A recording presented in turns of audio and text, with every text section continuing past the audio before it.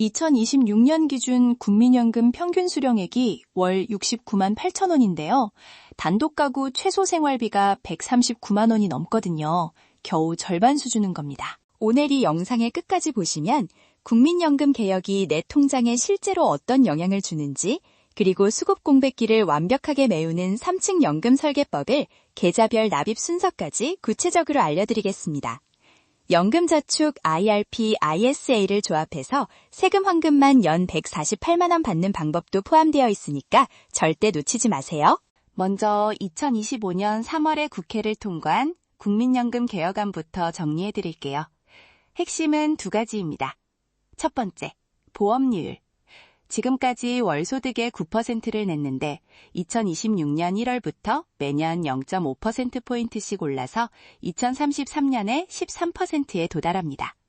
월급 400만 원 기준으로 지금 36만 원 내던 게 52만 원까지 올라가는 거예요. 실제로 우리나라 국민연금 평균 가입 기간이 약 19년밖에 안 됩니다. 그래서 실질적으로 보면 소득 대체율은 20% 내외에 불과합니다. 월급 400만 원 받던 분이 은퇴하면 국민연금으로 월 80만 원 정도만 받는다는 뜻이에요. 여기에 좋은 소식 하나 있긴 합니다. 이번 개혁에서 국가 지급 보장이 법제화됐어요. 기금이 고갈되더라도 국가가 연금을 지급하겠다는 거죠. 이건 분명 진전입니다. 기금 고갈 시점도 봐야 하는데요.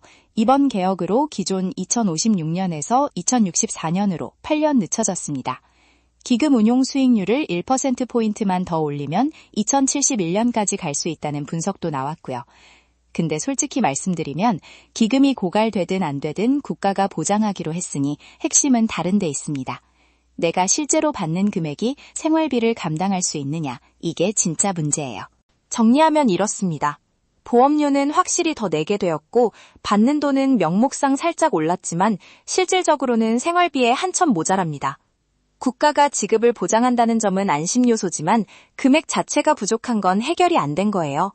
그래서 이 부족분을 어떻게 메울 것인가? 이게 오늘 영상의 핵심입니다. 근데 단독 가구 최소 생활비가 139만 원이거든요. 부부라면 217만 원은 넘어야 하고요. 국민연금만으로는 최소 생활비의 절반 수준밖에 안 됩니다. 반토막이에요. 더 심각한 건 수급 공백기라는 겁니다. 국민연금 수급 개시 연령이 단계적으로 올라가고 있어요. 1969년 이후 출생자는 65세부터 받습니다. 그런데 대부분의 직장에서 퇴직하는 나이는 55세에서 60세 사이잖아요. 최소 5년에서 10년의 공백이 생기는 거예요. 이 기간 동안 소득은 없는데 생활비는 계속 나가야 합니다. 예를 들어 볼게요. 월급 400만 원 받던 분이 58세에 퇴직하면 65세까지 7년간 국민연금이 한 푼도 안 나옵니다. 7년이면 84개월이에요. 월 생활비 200만 원만 잡아도 1억 6,800만 원이 필요합니다.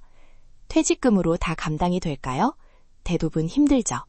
이 공백기를 어떻게 설계하느냐에 따라 노후의 질이 완전히 달라집니다. 그리고 국민연금을 받아 시작해도 문제는 끝나지 않아요. 월 70만 원으로는 기본적인 의식주만 겨우 해결하는 수준입니다. 의료비, 경조사비, 여가비는 전혀 포함이 안 된 금액이거든요. 나이가 들수록 의료비 지출은 급격히 늘어나는데 국민연금 하나로 이걸 감당하는 건 구조적으로 불가능합니다. 그래서 결론은 하나로 모입니다. 국민연금은 노후소득의 기초바닥만 깔아주는 역할이에요. 나머지는 2층 퇴직연금과 3층 개인연금으로 쌓아 올려야 합니다. 이걸 3층 연금체계라고 하는데요. 이 세 층을 어떤 순서로 어떤 비율로 채우느냐에 따라 세금 환급도 달라지고 실질 수익률도 완전히 달라집니다. 지금부터 전략 5가지를 하나씩 풀어드릴게요. 전략 첫 번째, 납입 순서를 지켜라. 이게 제일 중요합니다. 무작정 넣는 게 아니라 세제 혜택이 큰 순서대로 넣어야 해요. 첫 번째 순서, 연금저축에 연 600만 원. 두 번째, IRP에 추가 300만 원. 이렇게 합산 900만 원을 채우면 세액공제 한도를 풀로 쓸 수 있습니다. 총 급여 5,500만 원 이하라면 16.5% 환급, 초과라면 13.2% 환급이에요. 구체적으로 계산해보면요. 연금저축 600만 원 플러스 IRP 300만 원, 합계 900만 원을 넣었을 때 총급여 5,500만 원 이하인 분은 148만 5천 원을 돌려받습니다. 5,500만 원 초과인 분도 118만 8천 원 환급이에요. 이건 아무런 투자 수익 없이 납입만으로 확정되는 수익률입니다. 연 13% 이상을 세금 환급으로 먹고 시작하는 거예요. 전략 두 번째, ISA 만기 후 연금 전환을 활용하세요. ISA 계좌는 3년 만기인데요. 만기 금액을 연금저축으로 전환하면 전환액의 10%, 최대 300만 원까지 추가 세액공제를 받을 수 있습니다. 이건 연금저축 기본 한도 600만 원과 별도예요. 그러니까 ISA 전환까지 합치면 한 해에 세액공제 받는 총액이 1,200만 원까지 올라갈 수 있다는 뜻입니다. 전략 세 번째. 연금계좌 총 납입 한도 1,800만 원을 전략적으로 활용하세요. 세액공제 대상은 900만 원이지만 연금계좌에 넣을 수 있는 총 한도는 연 1,800만 원이에요.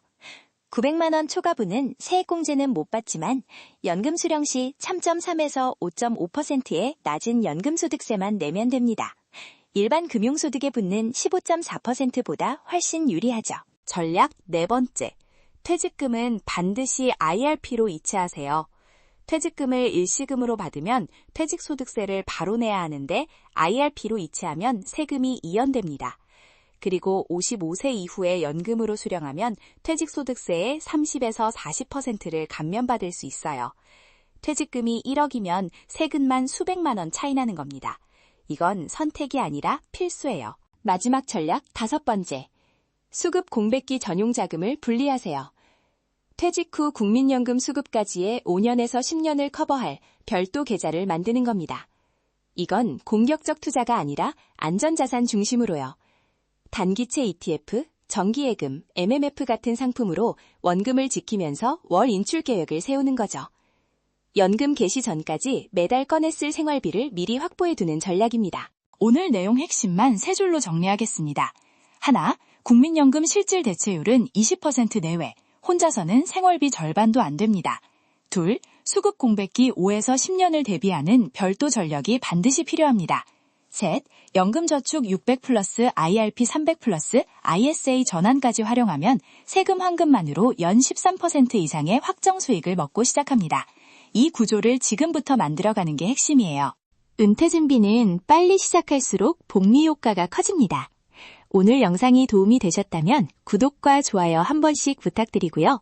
다음 영상에서는 연금저축 ETF 포트폴리오 실전 구성법을 다뤄보겠습니다. 본 영상은 정보 제공 목적이며 특정 상품에 대한 투자 권유가 아닙니다. 모든 투자 판단과 책임은 본인에게 있다는 점 꼭 기억해 주세요. 그럼 다음 영상에서 뵙겠습니다.